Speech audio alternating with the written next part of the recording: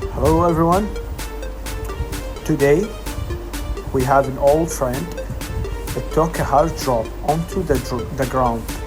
When I connected it to the power supply, the current draw didn't look good.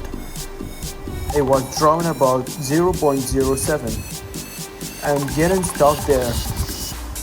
I had to check the lines responsible for making the phone boot, and those lines weren't good. That meant I had to reball the CPU. As expected, after reballing the CPU, the phone came back to life and started working again. And he had about 2,000 pictures on this device. And my customer said, I want you to recover the data from my phone.